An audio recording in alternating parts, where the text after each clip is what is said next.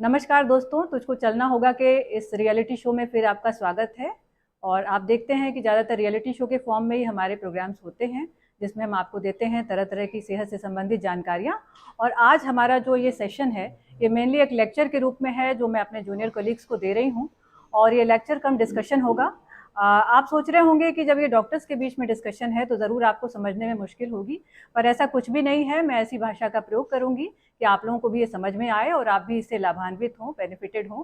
तो ये डिस्कशन आपको इंटरेस्टिंग लगेगा और इसको हम शुरू करते हैं। Good evening everyone. First of all, thanks for coming. So many of you are now present for this class, and today's topic you people must know. Today's topic is risk factors. What are the risk factors to prevent cardiovascular diseases? Cardiovascular diseases include both heart diseases as well as brain diseases. आप सभी जानते हैं और काफ़ी अच्छी तरह इससे वाकिफ़ हैं कि कार्डियोवैस्कुलर डिजीज़ के रिस्क फैक्टर्स क्या होते हैं। और इसके बावजूद इसको बार बार डिस्कशन करना ज़रूरी होता है, क्योंकि रिस्क फैक्टर्स में बहुत सारी चीज़ें रिवाइज होती हैं, बहुत सारे नए अप्रोचेस का पता चलता है और बार बार रिवीजन होता है। तो आप भी जागरूक होते हैं कि कैसे अपने आसपास की जनता को बार बार इसके लिए जागरूक करना है कि किसी भी बीमारी को रिस्क फैक्टर्स के लेवल पर ही हमें कैसे रोकना है।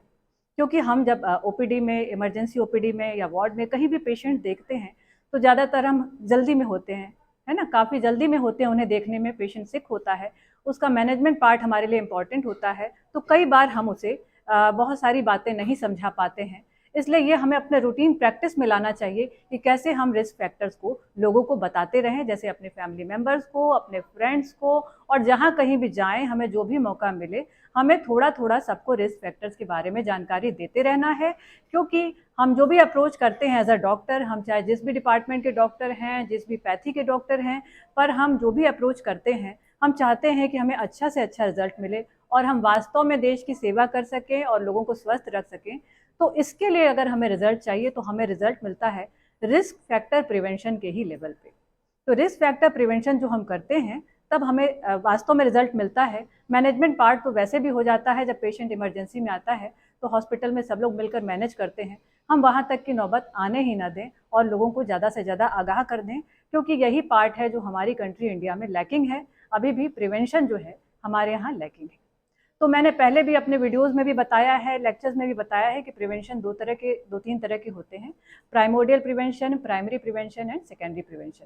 प्राइमोडियल प्रिवेंशन वो है जबकि हम अपनी लाइफस्टाइल को ही इतना हेल्दी रखते हैं कि हम बीमार न पड़े, जैसे फिल्म स्टार्स और स्पोर्ट्समैन, पहले भी मैंने बताया था। प्राइमरी प्रिवेंशन वो है जबकि कुछ सारी खराबियां आपके अंदर आ गई हों जिन्हें रिस्क फैक्टर्स कहते हैं, पर उन्हें इनिशियल लेवल पर ही हम कंट्रोल कर लें, ताकि ये रिस्क फैक्टर्स आगे चल के हमारे लिए हजार्डस ना हो, बीमारियों को जन्म न दें। और फिर आती है सेकेंडरी प्रिवेंशन की बारी, जब आपको ऑलरेडी स्टैब्लिश डिजीज हो चुकी है और आगे वो कैसे मैनेज रहे और आगे और ज़्यादा बढ़े ना, उसके लिए जो प्रिवेंशन आप करते हैं वो कहलाता है सेकेंडरी प्रिवेंशन। तो आज स्पेशली हम बात कर रहे हैं प्राइमोडियल और प्राइमरी प्रिवेंशन की, और इसलिए हम चर्चा कर रहे हैं रिस्क फैक्टर्स की।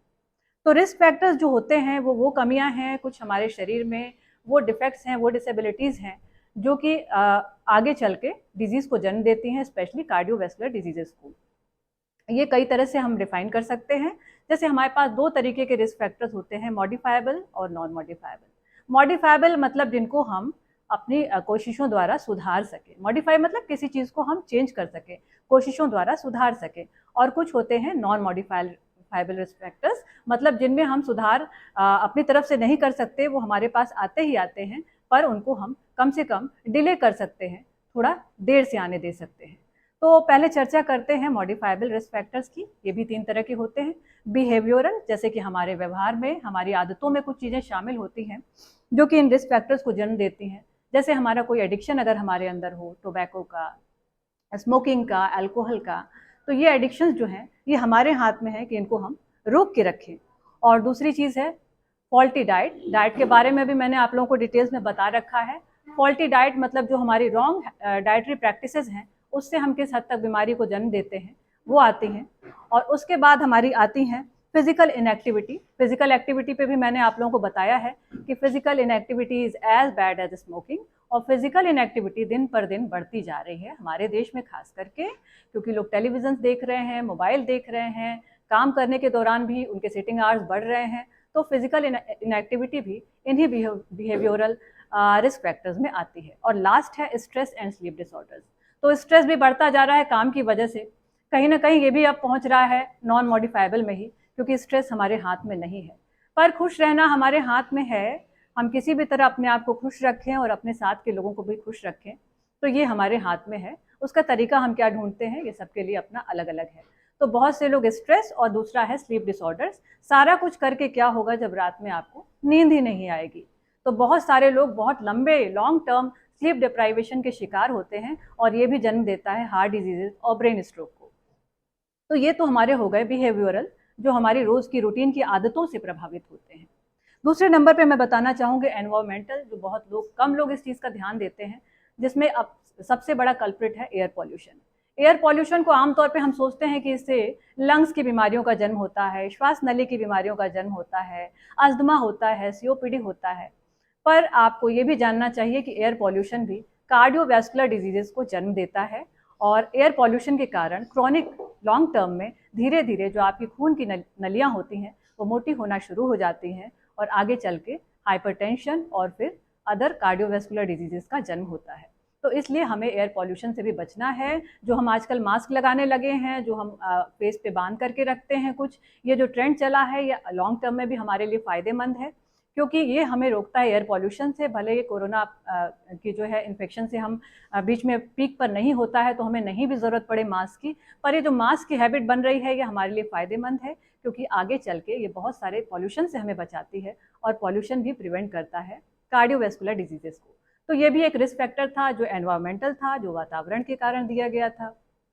तीसरे नंबर पे आते हैं बायोलॉजिकल, मतलब हमारे शरीर की संरचना में जो परिवर्तन होते हैं उनके कारण रिस्क फैक्टर्स जो हमारे अंदर पैदा होते हैं वो भी बहुत इंपॉर्टेंट है, और आप उससे बहुत अच्छी तरह वाकिफ़ हैं, आप सब अवेयर हैं उससे। और जिसमें सबसे पहले नंबर पे आता है फर्स्ट एंड फॉरमोस्ट जो है वो है हाइपरटेंशन, यानी उच्च रक्तचाप, यानी हाई बीपी। हाई बीपी आप ये समझ लीजिए कि पूरे वर्ल्ड में सबसे कॉमन कॉज, सबसे कॉमन रिस्क फैक्टर्स है डेथ का, डिसेबिलिटी का, किसी भी डिजीज़ के लिए, न सिर्फ कार्डियोवैस्कुलर डिजीज़ के लिए। तो कितना इम्पोर्टेंट है इसका अर्ली प्रिवेंशन। और यही नहीं, ये समय के साथ कम उम्र के लोगों में बढ़ता जा रहा है, और इस पर हमको इसलिए विशेष नज़र रखनी है। दूसरे नंबर पे आता है मधुमेह, यानी कि ब्लड में शुगर का बढ़ना, डायबिटीज़, एस्टैब्लिश डायबिटीज़ की डिजीज़। और डायबिटीज़ को भी हम सेकेंड नंबर पे रखते हैं। डायबिटीज़ बहुत कॉमन कॉज है हार्ट अटैक्स का, और हार्ट अटैक्स होने के बाद जो बहुत कॉमन डेथ्स होती हैं वो यूजुअली डायबिटिक्स की होती हैं। और तीसरे नंबर पे आता है हमारा कोलेस्ट्रॉल लेवल का डिस्फंक्शन। कोलेस्ट्रॉल का बढ़ना भी बहुत इम्पॉर्टेंट है, जिसको कि अब धीरे धीरे ट्रेंड आ रहा है कि हमारे देश में लोग इसको समझने की कोशिश कर रहे हैं, पर समझ तो रहे हैं, इसके दिशा में प्रयास नहीं कर रहे हैं। कोलेस्ट्रॉल की बीमारी, डायबिटीज़ की बीमारी, हाइपरटेंशन की बीमारी, कहीं ना कहीं ये सब फैमिली हिस्ट्री में मिलती है, हेरिडिटरी होती है, जेनेटिक होती है। इसलिए ये समय के साथ आमतौर पे लोगों में आ जाती है जिनकी फैमिली हिस्ट्री है, पर इनको भी रोकथाम के तरीके हैं जिनको रोक करके हम इन्हें डिले कर सकते हैं, और इन्हें डिले करेंगे तो ऑफ कोर्स कार्डियोवैस्कुलर डिजीजेस को भी डिले करेंगे।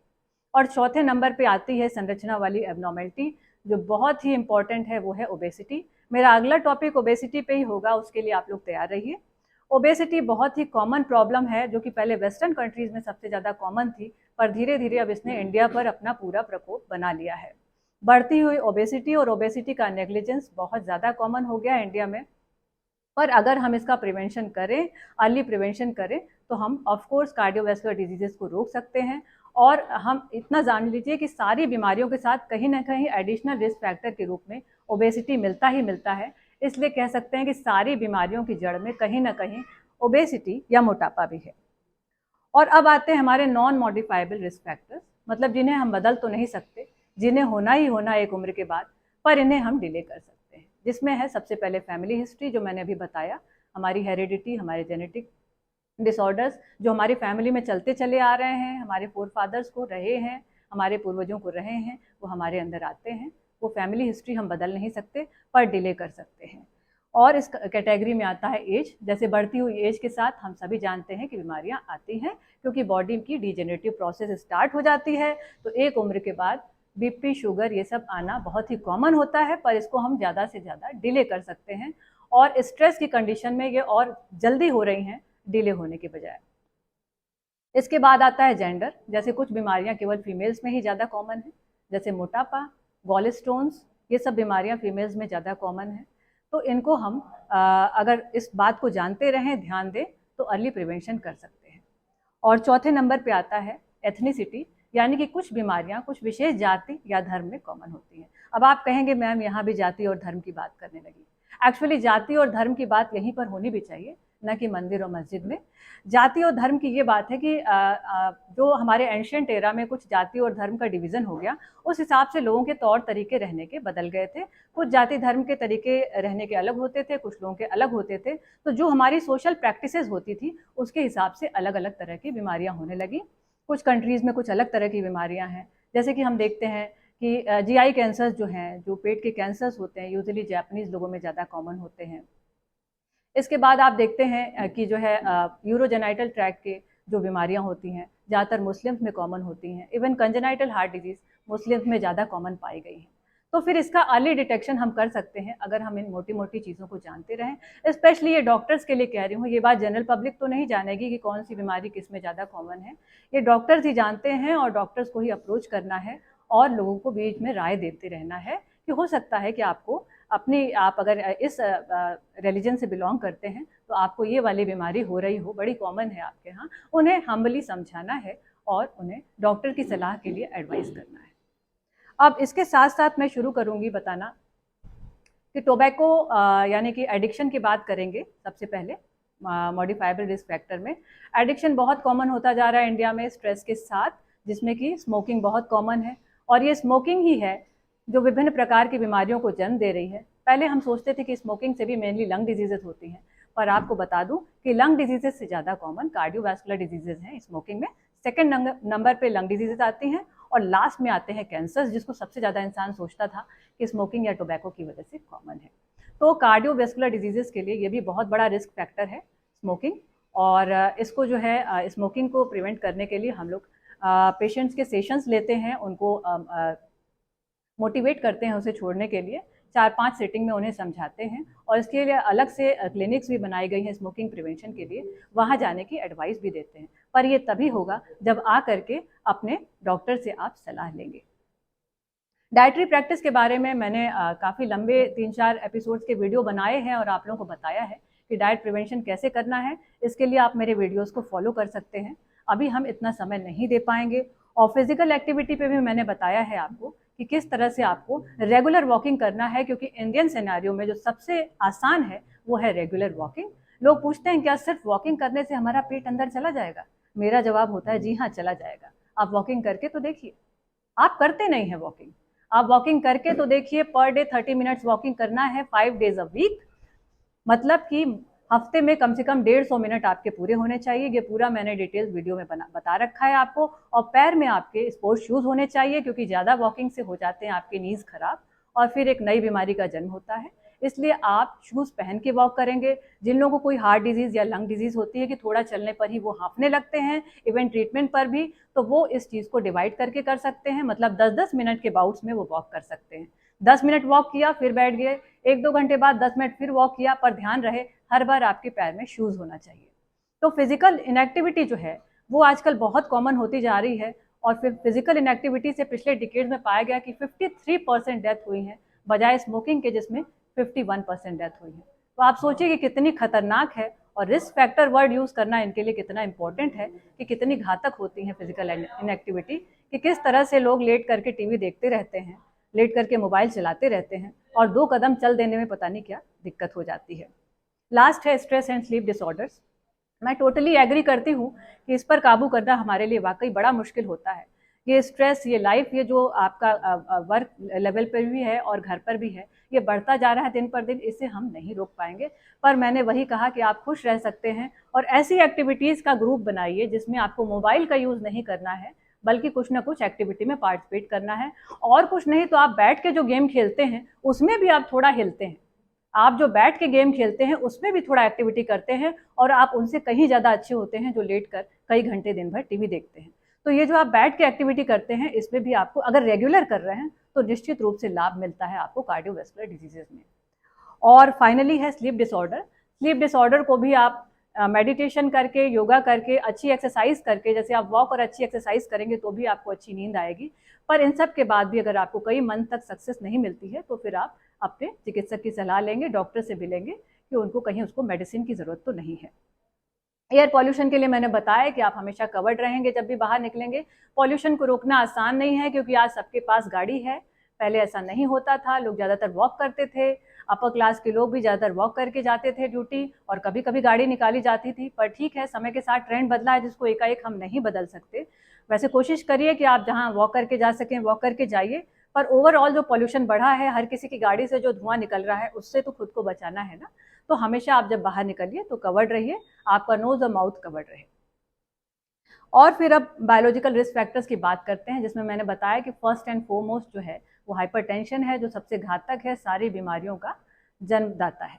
तो हाइपरटेंशन के लिए मैं बता दूं कि आमतौर पे लोग हाइपरटेंशन को कई बार डॉक्टर्स भी नहीं, हमारे जूनियर कलीग्स भी नहीं समझ पाते हैं कि हाइपरटेंशन के किस लेवल पे, बीपी के किस लेवल पे उन्हें चिकित्सक की सलाह लेनी चाहिए। तो ये बात बहुत जनरल है, सभी ने बायो में पढ़ा है, बायोलॉजी में, और जानते हैं लोग कि 120/80 को हम नॉर्मल बीपी कहते हैं। ठीक है, बिलो 120/80 को यूरोपियन गाइडलाइंस हम फॉलो करते हैं, बिलो 120/80 को हम नॉर्मल कहते हैं। 120 से 129 और 80 से 85 तक हम हाई नॉर्मल कहते हैं।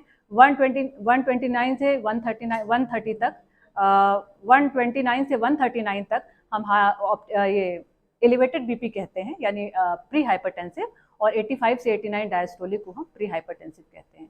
फाइनली जनरल पब्लिक को मैं ये समझाना चाहूँगी कि मोर देन 140/90 को हम हाइपरटेंसिव कहते हैं, और ये स्टेज है बीपी की वो जब आपको चिकित्सक से कंसल्ट कर लेना चाहिए। मोर देन 140/90 पे कम से कम एक बार आपको चिकित्सक से ज़रूर मिल लेना है, अपनी इस बीपी को छुपाना नहीं है। जो एल्डर्स हैं उनके लिए भी, एल्डरली एज वालों के लिए भी और यंगस्टर्स के लिए भी आपको मोर देन 140/90 पे चिकित्सक की सलाह लेनी है, क्योंकि वहाँ जाएंगे, कोई ज़रूरी नहीं है कि वो आपकी दवा शुरू करें, एटलीस्ट आपके अदर रिस्क फैक्टर्स का वो पता तो करेंगे। अपने आप तो आप कभी भी इस चीज़ का ध्यान नहीं देंगे, और हेल्दी लाइफस्टाइल के लिए भी वही आपको बताएंगे।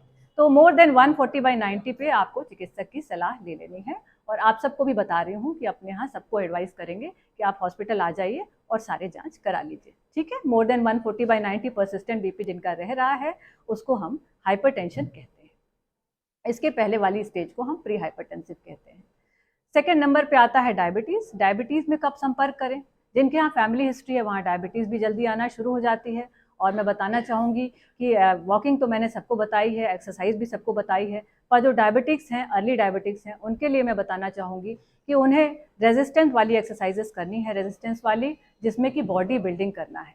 बॉडी बिल्डिंग वाली एक्सरसाइजेज जो हैं वो डायबिटीज़ के लिए बहुत फ़ायदेमंद है, स्पेशली जिनके यहाँ फैमिली हिस्ट्री है। जो लोग मसल बनाते हैं उनका फैट लॉस ज़्यादा अच्छा होता है बजाय कि अदर एक्सरसाइजेस के, और मसल बनाना बहुत ही इम्पॉर्टेंट हो गया आज के सिनेरियो में डायबिटीज़ से बचने के लिए। इसके अलावा डायबिटीज़ की जब हम टेस्ट कराते हैं, आमतौर पे हम अपॉर्चुनिस्टिक स्क्रीनिंग करा लेते हैं। सभी डॉक्टर्स को मैं एडवाइस करूंगी कि अपॉर्चुनिस्टिक स्क्रीनिंग पेशेंट्स की ज़रूर कराएं। किसी भी काम के लिए आए तो उनका रैंडम शुगर ज़रूर कराएं। इनफैक्ट हम कराते हैं, ये हमारी गाइडलाइन में है। कई बार लोग पूछते हैं क्यों कराया, पर रीज़न यही होता है, आप आए किसी काम के लिए हैं पर आपका रैंडम शुगर हम कराते हैं 30+ के बाद। इसी को हम अपॉर्चुनिस्टिक स्क्रीनिंग कहते हैं, और इस स्क्रीनिंग के दौरान बहुत कुछ पकड़ में आ जाता है, जिससे बहुत लोगों का तो कल्याण हो जाता है और बहुत लोग इसको छुपा ले जाते हैं। पर छुपाना नहीं है। जिनका भी फास्टिंग ब्लड शुगर 100 धीरे धीरे क्रॉस करने लगा है और फाइनली 125 के अबव आ गया है, और खाने के बाद का शुगर 200 के अबव आ गया है, और 3 महीने वाला शुगर जो सबसे इंपॉर्टेंट है आजकल की गाइडलाइन में, जिसे HbA1c कहते हैं, वो मोर देन 6.5% है, तो आप समझ जाइए कि आप डायबिटीज़ की तरफ अब बढ़ गए हैं। और फैमिली हिस्ट्री है तब तो इतना ही आपके लिए काफ़ी है, और आपको चिकित्सक की सलाह ले लेनी है, न कि इसको छुपाना है और सोचना है कि इसको हम अपने डाइट से कंट्रोल कर लेंगे। आज तक जिनकी दवा चली है वो तो अपना शुगर कंट्रोल नहीं कर पाए अपनी डाइटरी हैबिट्स को सुधार के या वॉक करके, तो जो लोगों का अभी दवा ही नहीं चल रहा उनसे मैं कैसे उम्मीद रखूं कि वो अपना सब कुछ ठीक कर लेंगे। तो एटलीस्ट चिकित्सक की सलाह तो लीजिए, वो आपको मना नहीं कर रहे हैं, आप उनके पास आइए और उनकी सलाह लीजिए। तीसरे नंबर पर है डिस्लिपिडीमिया, यानी कोलेस्ट्रॉल का बढ़ना। आप लोगों को बता दूं कि कोलेस्ट्रॉल एक पूरी फैमिली होती है जिसे लिपिड फैमिली कहते हैं, जिसके 4-5 मेंबर होते हैं, जिसमें 4 मेंबर जो है वो बैड कोलेस्ट्रॉल के होते हैं और 1 मेंबर HDL जो है गुड कोलेस्ट्रॉल होता है। कोई भी बैड कोलेस्ट्रॉल बढ़ता है तो बहुत इंपॉर्टेंट होता है। कई बार पेशेंट बहस करते हैं, एक ही कोलेस्ट्रॉल तो मेरा बढ़ा है और आप कह रहे हैं कि मेरा कोलेस्ट्रॉल बढ़ा है, पर यही कोलेस्ट्रॉल उन्हें आगे चल के जो परेशानी देता है, फिर उन्हें समझ में आता है कि उनसे क्या गलती हो रही थी। तो आपका मोटापा, साथ में बढ़ा हुआ कोलेस्ट्रॉल और साथ में स्ट्रॉन्ग फैमिली हिस्ट्री ये बताती है कि आपको कोलेस्ट्रॉल की दवा अर्ली एज में स्टार्ट कर देना है, अलॉन्ग विथ आपकी हेल्दी लाइफस्टाइल। आप ये कहें कि आप हेल्दी लाइफस्टाइल से सिर्फ उसको कंट्रोल कर लेंगे, तो ऐसा कभी नहीं होगा। मैं लिख के दे रही हूँ, ऐसा कभी भी नहीं होगा। कोई भी आज तक मुझे ऐसा बंदा नहीं मिला है जिसने सिर्फ हेल्दी लाइफस्टाइल से अपना कोलेस्ट्रॉल कंट्रोल कर लिया हो। इसीलिए इंटरनेशनल गाइडलाइन यूं ही नहीं कहती कि जिनके पास फैमिली हिस्ट्री है और मल्टीपल रिस्क फैक्टर्स हैं, उनको अर्ली एज में कोलेस्ट्रॉल की दवा स्टार्ट करनी है अपने चिकित्सक की सलाह पर, और ऑलमोस्ट लाइफ लॉन्ग ही उसको लेना है। तो इस तरह ये बचाता है आपको कार्डियोवैस्कुलर डिजीजेस से।